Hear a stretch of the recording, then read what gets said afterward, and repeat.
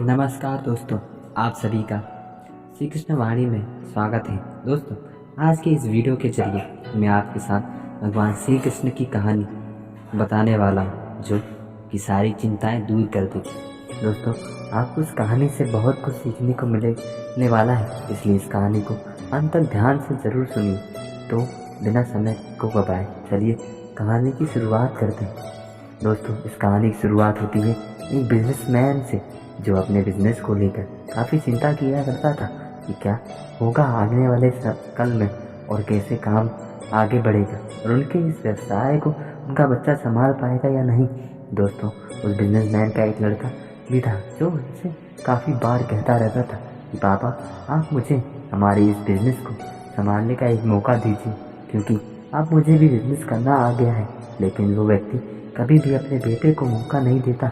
दोस्तों, एक दिन बिजनेसमैन को दिल का दौरा पड़ जाता है और इसके चलते उनको हॉस्पिटल में भर्ती किया जाता है। जैसे ही ये खबर उनके बेटे को पता चलती है, उनका बेटा दौड़ कर के हॉस्पिटल में पहुंचता है। बेटा हॉस्पिटल में पहुंचने के बाद उसने ये देखा कि उसके पापा अब एडमिट है। डॉक्टरों ने उससे ये कहा कि आपके पापा अब पहले से थोड़ा ठीक है और धीरे धीरे करके वे अब रिकवर हो जाएंगे। फिर उस लड़के ने अपने एक दोस्त को कॉल किया करके वहाँ पर बुला लिया। फिर उसका दोस्त कहा वहाँ पर आता है और उससे पूछता है कि क्या हुआ भाई।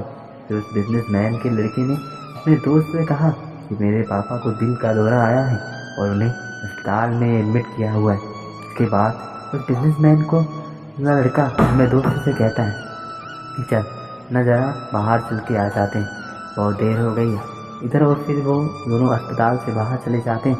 जब वो दोनों अस्पताल से बाहर निकले तब उनको एक आइसक्रीम वाला दिखाई देता है। तो इस बिजनेसमैन के लड़के ने अपने दोस्त से कहा कि भाई आ जाओ आइसक्रीम खाते हैं। ये बात सुनकर उसका दोस्त थोड़ा चौंकता है और मन ही मन कहता है कि अरे ये क्या पागलपन है, पापा अंदर भर्ती है और ये यहाँ पर आइसक्रीम खाने की सोच रहा है। फिर उन दोनों ने आइसक्रीम खरीद ली और फिर दोनों आइसक्रीम खाने लगे। लेकिन उसका जो दोस्त था ना, उससे यह रहा नहीं गया और उसने अपने दोस्त से पूछ लिया कि भाई मुझे समझ नहीं आ रहा है तुम्हारे बिजनेसमैन का आगे क्या हो, और तुम्हारे पापा की तबीयत भी ठीक नहीं है और तुम यहाँ आइसक्रीम खा रहे हो, मुझे कुछ समझ में नहीं आ रहा है। फिर ये जो बिजनेसमैन का लड़का था ना, और उसने जो बात कही उसे आप ध्यान से पढ़ी सुनिएगा। उसने अपने मित्र से कहा कि मुझे ये मालूम है कि तू ये सोच रहा होगा कि मेरे पापा एडमिट है, यहाँ पर आइसक्रीम चल रही है, मज़े चल रहे हैं, पर ऐसा कुछ नहीं। मैं भगवान श्री कृष्ण का बहुत बड़ा भक्त हूँ और उनकी दो बातें हमेशा अपनी ज़िंदगी में याद रखता हूँ। पहली बात जो हम सबको पता है कि काम करना है और फल की चिंता नहीं करनी है, इसलिए जो होगा देखा जाएगा। मैं सिर्फ अपने काम पर ही फोकस करूँगा और फिर बिजनेस भी अच्छा चलेगा। दूसरी बात, वो लड़का अपने दोस्त से कहता है कि मैं तुम्हें भगवान श्री कृष्ण की कहानी सुनाता हूँ, तो तुम्हें दूसरी बात क्या वो अच्छी तरह समझाएगी। भगवान श्री कृष्ण की जो पत्नी थी जिसका नाम रुक्मणी था, उनको जब पहला बेटा हुआ था तो उसका नाम प्रद्युम्न रखा गया और प्रद्युम्न के जन्म के 10 दिन पश्चात प्रद्युम्न का अपहरण हो गया। प्रद्युम्न के अपहरण के कारण रुक्मणी नाराज और उदास रहने लगी कि क्या हो गया है। भगवान श्री कृष्ण रुक्मणी जी से कहते हैं चिंता मत करो, क्योंकि प्रद्युम्न जहाँ पर भी होगा वहीं पर ठीक होगा। लेकिन इतना समझाने के बावजूद भी रुक्मणी अपने बच्चे की चिंता में उदास निराश रहती थी और इस तरह चिंता करते करते रुक्मणी जी के 18 साल बीत गए। 18 साल के बाद द्वारका में जब प्रद्युम्न की वापसी हुई और जब प्रद्युम्न द्वारका में वापस आए तो उनके साथ में उनकी पत्नी मायावती भी थी। अब समस्या ये थी कि मायावती की उम्र प्रद्युम्न से 20 साल ज़्यादा थी। वह रुक्मणी पहले तो खुश हुई कि बच्चा वापस आ गया और फिर से दुखी हो गए क्योंकि इतनी बड़ी लड़की से शादी की। इसलिए रुक्मणी फिर से भगवान श्री कृष्ण से जाकर कहने लगी कि ये क्या हो गया।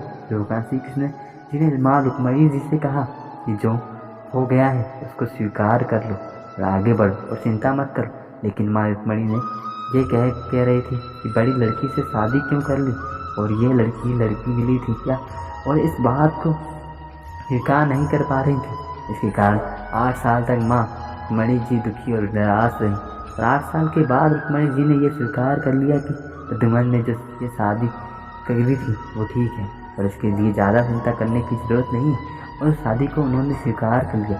दोस्तों, एक तरीके से माँ रुक्मणी जी ने अपनी ज़िंदगी की 28 साल उदासी में बिता दी। इस कहानी को ख़त्म करते हुए वो लड़का अपने दोस्त से बोला, मैंने अब स्वीकार करना सीख लिया हुआ हूँ, क्योंकि भगवान श्री कृष्ण जी कहते हैं कि जो हो रहा है उसे स्वीकार कर लो, ज़िंदगी अपने आप सहज हो जाएगी। दोस्तों, ये छोटी सी कहानी जो हमें तो बड़ी बातें सिखाती हैं, और यही बातें मैं आपको साथ इस वीडियो में बता रहा हूँ कि हमारी ज़िंदगी में जो कुछ भी घटता है उसे स्वीकार करना सीख लीजिए, फिर ज़िंदगी अपने आप सहज हो जाएगी। हमारे नियंत्रण में जितनी भी चीज़ें होंगी उन चीज़ों पर तो हमें ज़रूर नियंत्रण रखना चाहिए, लेकिन जो चीज़ें हमारे नियंत्रण से बाहर हैं उन चीज़ों को हमें स्वीकार कर लेना चाहिए। अगर हमने स्वीकार नहीं किया तो हमें भी माँ रुक्मणी की तरह बहुत सालों तक उदास रह जाएंगे। दोस्तों, आज की ये कहानी आपको कैसी लगी और आपको इस कहानी से क्या क्या सीखने को मिला, ये हमें नीचे कमेंट बॉक्स में कमेंट करके ज़रूर बताइए। साथ ही अगर आपको श्री कृष्ण की ये कहानी पसंद आए तो इस कहानी को अपने दोस्तों के साथ अवश्य शेयर कीजिए। दोस्तों, आज की इस श्री कृष्ण वीडियो में हम आपसे फिर मिलेंगे अगले वीडियो में। तब तक के लिए आप जहाँ भी हैं रहिए, खुश रहिए और खुशियाँ बांटते रहिए। आज की इस वीडियो में बस इतना है। मैं आशा करता हूँ कि आपको ये कहानी बहुत ही पसंद आई होगी।